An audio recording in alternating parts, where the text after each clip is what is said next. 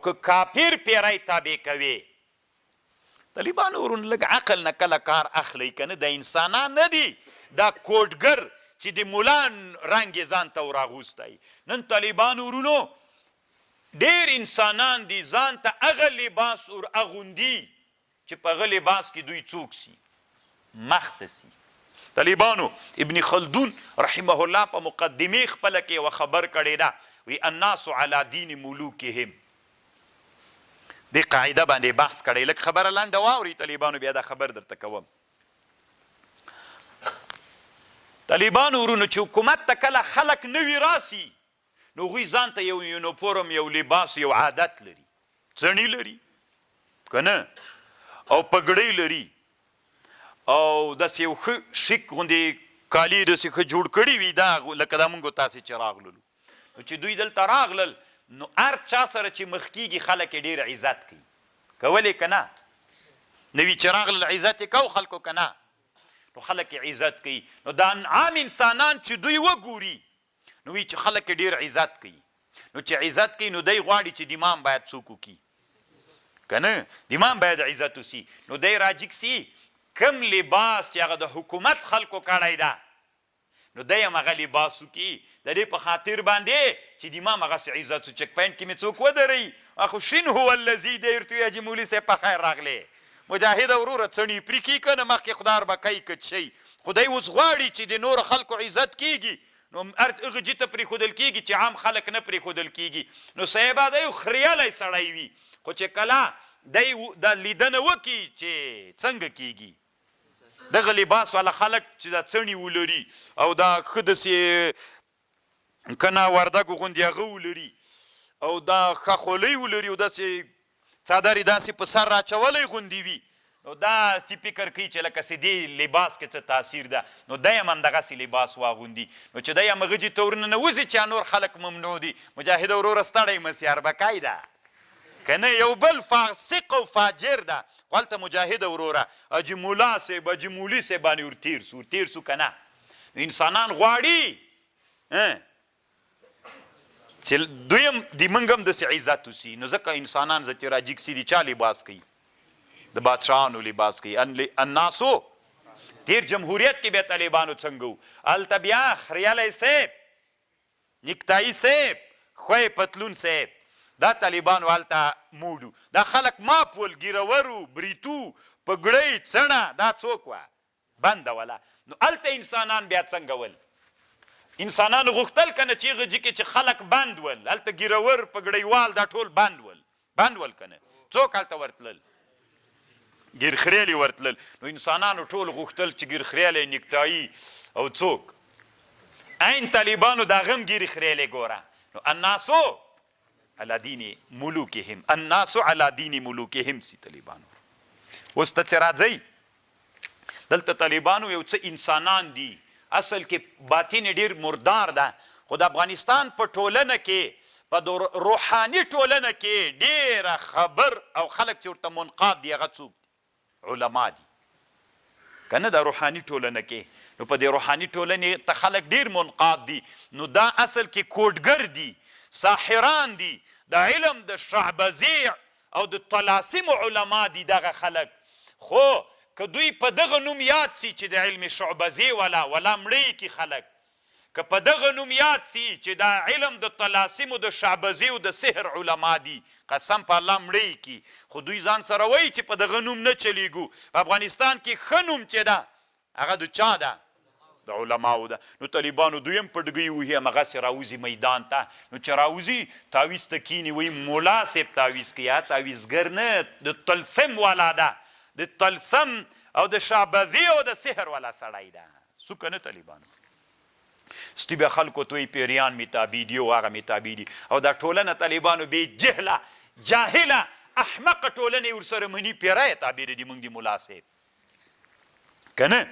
طالبانو ورونو دا څو ورځې کېږي زه خپلو ماشومانو سره داسې هغه کوم، ګپ سره لګوم. ځکه ترجمه وي کتاب ګوري، مېلمه کوټې ته مه راځئ، پیری مو بیا کوي. وایي ښه څه نومېږي؟ میل سرق نومېږي.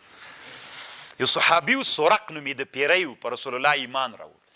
نو اوس داسې چې راسم نو ما کوټې ته ډېر نه راځي طالبان ډر کړي مې دی واړه وي وهم پې باندې غالب وي نو پیری مې تابع داسې یعنې په خاطر چې ما مطالعه کې په تنګ نه کړي نو طالبانو او کوي تاسې ته ویم چې پیری مې تابع ده تاسې کې هم دوه قسمه انسانان یو لکه ماشومان داسې دیستې منئ او یو داسې انسانان نو یو وبه یې منئ خو بیا ما تعقیبوئ چې رښتیا وایي که درو طالبانو د پیریانو تابع کول دوه خبرې لري روح المانی وایي مسلمان تابع کوي که کافر که کافر تابع کوي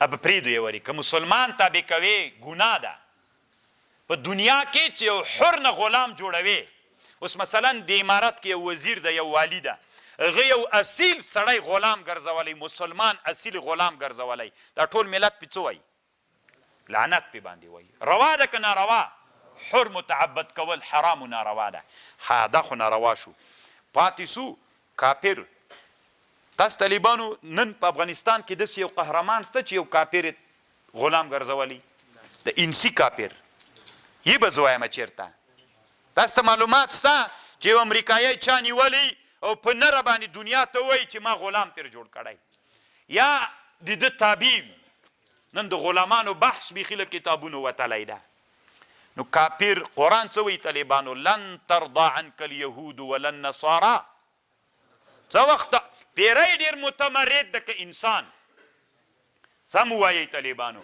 ډېر سرکش پیری ده که انسان پیری طالبانو ها چې انسان نسي تابع کولی چې تر څو یهودیت و نصرانیت ته وروانه وړي دی کافر ده نو پیری بیا تا څنګه تابع که روح المانی وي دا هسې خلک غلطوي چې ورته کافر نسې ولاکې کافر کې که ته وایي چې نبي علیه السلام ته خو هسې الله په ګیر واروسته څه وي او دا نه چې مونځ یې کوو وی ومینو بیا مې ویلې چې د پایې پورې وتړه د جومات سبا ماشومان بیا وي د سلیمان علیه السلام دعا را په یاد سوه ربي هب لي ملکا لا ينبغي لاحد من بعدي سلیمان علیه السلام ته الله تابع کړي ول کافران نو هغه خو یو معجزه وه طالبانو دی وایي چې ما ته هم تغري نو چې ته ورته ووایې نو چې کافر تربیت کوي لن ترضى عنك اليهود ولا النصارى حتى تتبع ملتهم وی سلیمان علیه السلام څنګه کړي سلیمان علیه السلام پیریان تابع کېدل طالبانو یې د معجزه وه که بله خبر وه د معجزه وه ته خو نبي نه یې که نه